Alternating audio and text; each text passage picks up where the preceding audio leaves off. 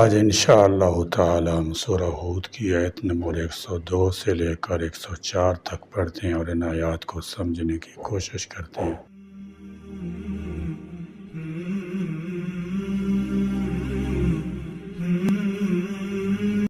اعوذ باللہ من الشیطان الرجیم، بسم اللہ الرحمن الرحیم۔ وَكَذَلِكَ أَخْذُ رَبِّكَ إِذَا أَخَذَ الْقُرَى وَهِيَ ظَالِمَةٌ إِنَّ أَخْذَهُ أَلِيمٌ شَدِيدٌ إِنَّ فِي ذَلِكَ لَآيَةً لِمَنْ خَافَ عَذَابَ الْآخِرَةِ ذَلِكَ يَوْمٌ مَجْمُوعٌ لَهُ النَّاسُ وَذَلِكَ يَوْمٌ مَشْهُودٌ وَمَا نُؤَخِّرُهُ إِلَّا لِأَجَلٍ مَعْدُودٍ وَكَذَلِكَ اور اسی طرح ہے اخذ ربی کا پکڑ آپ کے رب کی، فرمایا وَكَذَلِكَ اخذ ربک، آخذ کا میں نے اچانک جلدی سے پکڑ لینا، جیسا کہ کہتے ہیں فلان اخذہ الموت، فلاں کو موت نے آ دبوچا، یعنی جس طرح گزشتہ 7 انبیاء علیہ السلام کی اقوام پر ظلم کی وجہ سے پکڑ آئی، کسی بھی ظالم بستی والوں پر تیرے رب کی پکڑ ایسی ہی ہوتی ہے۔ حضرت ابو موسیٰ اشعری رضی اللہ تعالیٰ عنہ روایت کرتے ہیں کہ رسول اللہ صلی اللہ تعالیٰ علیہ وسلم نے فرمایا ان اللہ لیملی للظالم حتی اذا اخذہ لم یفلتہ، ثم قرأ وَكَذَلِكَ رَبِّكَ إِذَا أَخَذَ الْقُرَى وَهِيَ ظَالِمَةٌ إِنَّ أَخْذَهُ أَلِيمٌ شَدِيدٌ۔ اللہ تعالیٰ ظالم کو ڈھیل دیتا ہے، لیکن آخر کار جب اسے پکڑتا ہے تو ایسا پکڑتا ہے کہ وہ اسے چھوٹ کر کہیں نہیں جا سکتا۔ اس کے بعد آپ صلی اللہ تعالیٰ علیہ وسلم نے مذکورہ آیت تلاوت فرمائی۔ یہ آیت ہر زمانے میں ہر ظالم کو شامل ہے۔ سلف میں سے کسی نے کہا ہے کفر کے ساتھ سلطنت قائم رہ سکتی ہے مگر ظلم کے ساتھ نہیں۔ اذا اخذ القرى، جب وہ پکڑتا ہے بستیوں کو، وہی ظالمہ،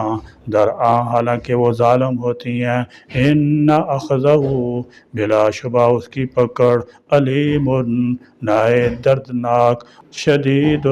شدید ہے۔ فرمایا اے پیغمبر اسلام تیرے رب کی پکڑ بھی بڑی ہی سخت ہے، کیونکہ آج تک جب سے دنیا قائم ہوئی اور جب تک قائم رہے گی کوئی شخص ایسا پیدا نہ ہوا جو اللہ کی پکڑ سے بچ سکے۔ جب اللہ نے کسی فرد یا قوم کو پکڑا تو اس کو چھڑانے والا کوئی نہ ہوا اور نہ ہی ہو سکتا ہے، کیونکہ اللہ تعالیٰ نے آج تک کسی فرد یا قوم کو ظلم یا غلطی کے ساتھ نہیں پکڑا، بلکہ جب بھی پکڑا تو وہ وہی فرد یا قوم تھی جس کا ظلم حد سے بڑھ گیا۔ اللہ تعالیٰ نے اپنے قانون مشیت کے مطابق قانون اموال کے باعث ان سے درگزر کرتا رہا تاں کہ وہ متعین وقت آ پہنچا جو ان کی پکڑ کے لیے طبی طور پر مقرر کر دیا گیا تھا، اور یہ بھی کہ جس کو پکڑا اس کو بغیر بتائے نہیں پکڑا بلکہ ان کو پکڑ لینے کا چیلنج دیا، وقت متعین کیا اور پھر متعین وقت کا اعلان کیا،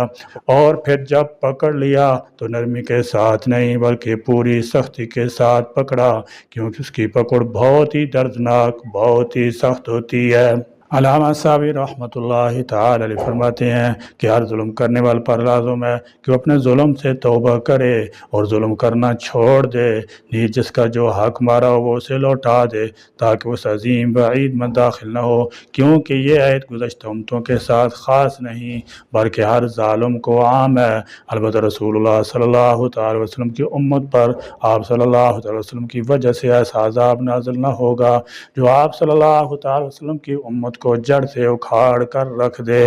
یعنی اللہ ظالم لوگوں کو مہلت دیے جاتا ہے اور مہلت سے مقصود تنبیہ ہوتی ہے اور اتمام حجت بھی، لیکن جس قوم پر اتمام حجت ہو چکے اور تنبیہات بھی سود مند ثابت نہ ہوں اور ان لوگوں میں خیر اور بھلائی کو قبول کرنے کی استعداد ہی باقی نہ رہے تو پھر اس وقت ان پر ایسا قہر الہی نازل ہوتا ہے جو ان کے لیے سخت تکلیف دہ بھی ہوتا ہے اور جان لیوا بھی، اور اس عذاب سے بسا اوقات اس قوم کا نام و نشان اس صفحہ ہستی سے مٹا دیا جاتا ہے۔ ان فی ذالک، بے شک اس میں لآیتن،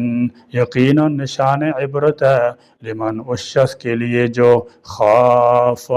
ڈر گیا، عذاب الآخرہ، عذاب آخرت سے۔ ان فی ذالک لآیۃ لمن خاف عذاب الآخرہ، یعنی ان آیات واقعات سے وہی عبرت حاصل کرے گا جس کا آخرت پر ایمان ہے، اور جس کا آخرت پر ایمان نہیں وہ ان تمام واقعات کی کوئی نہ کوئی سائنسی توجیہ کرے گا کہ زمین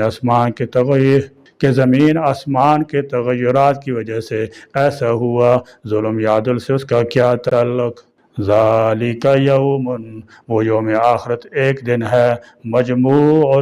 کے جمع کیے جائیں گے، لہ الناس، اس میں سب لوگ، ذالک یوم مجموع، یعنی وہ قیامت کا دن ایسا ہے جس کے لیے تمام لوگ جمع کیے ہوں گے۔ زمخشری نے فرمایا کہ فعل مجہول یجمع لہ، جمع کیے جائیں گے کی بجائے اسم مفعول مجموع لہ، جمع کیے ہوئے ہوں گے، اس لیے استعمال فرمایا کہ اس میں دوام اور ہمیشگی پائی جاتی ہے جبکہ فعل میں یہ چیز نہیں ہوتی۔ وَذَلِكَ يَوْمٌ، اور وہ دن ہے مشہود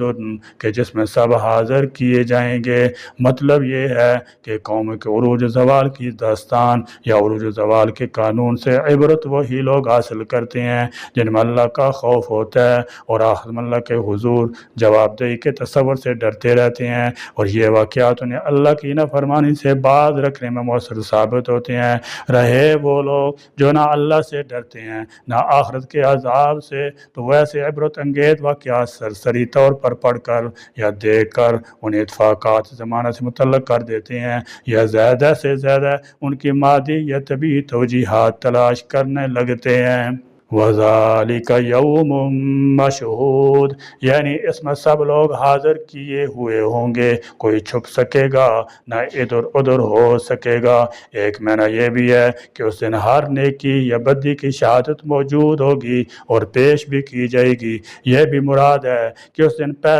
پچھلے انسان جن سب حاضر ہوں گے، فرشتے بھی، اور خود ذات الہی بھی فیصلے کے لیے تشریف لائیں گے۔ فرمایا وَجَاءَ رَبُّكَ وَالْمَلَكُ صَفًّا صَفًّا،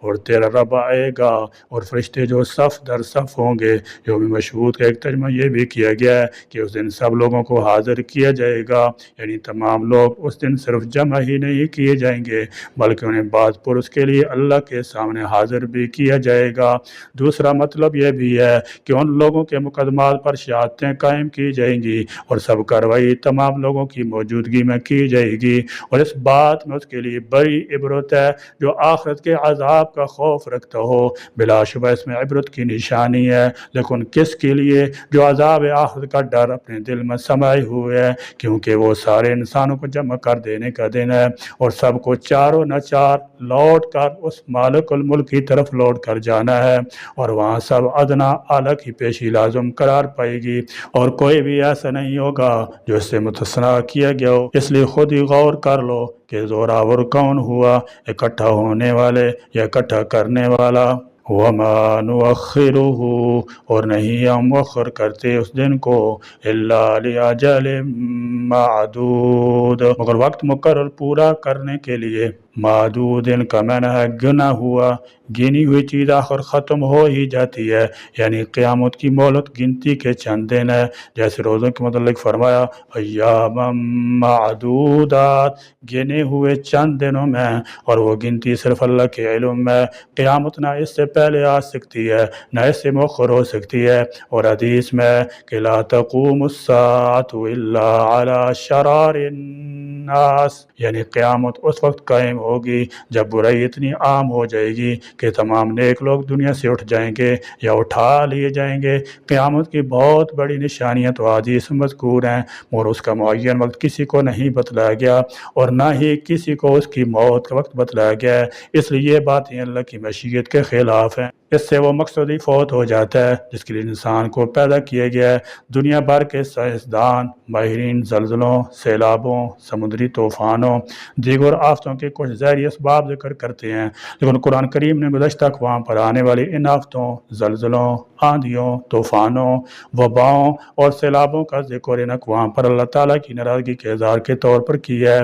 اور ان قدرتی آفتوں کو ان قوموں کے لیے اللہ کا عذاب قرار دیا ہے۔ بلا شبہ جہنم اللہ تعالیٰ کے اظہار جلال اور اظہار غیظ و غضب کا مقام ہے، لیکن رب کی ناراضگی کا نتیجہ فقط آخرت جہنم تک محدود نہیں ہے، بلکہ دنیاوی زندگی بھی اس کے قہر و غضب سے آزاد نہیں ہے، کیونکہ وہ دنیا اور آخرت دونوں کا رب ہے۔ ہم ان چند اعمال کبیرہ پر نظر ڈالنے کی کوشش کرتے ہیں جو اللہ کی بارگاہ میں ناراضگی کا باعث بنتے ہیں، اور قدرتی آفات، زلزلوں، سیلابوں، طوفانوں، وبائی امراض وغیرہ کا باعث بنتے ہیں۔ سنت رسول سے دوری، اللہ تعالیٰ کی ناراضگی، خفگی کے باعث بننے والے اعمال کبیرہ، قدرتی آفات، زلزلوں، سیلابوں، طوفانوں کے اسباب میں سے ایک صبر رسول اللہ صلی اللہ تعالی وسلم کے اسواسنا سے دوری ہے۔ جب ہم سنت رسول سے دوری اختیار کرتے ہیں اور اپنے اعمال سے تکذیب رسالت کے مرتکب ٹھہرتے ہیں تو اللہ کی بارگاہ میں پکڑ اور گرفت آتی ہے۔ چنانچہ ارشاد فرمایا، اِنَّا قَدْ أُوحِیَ إِلَیْنَا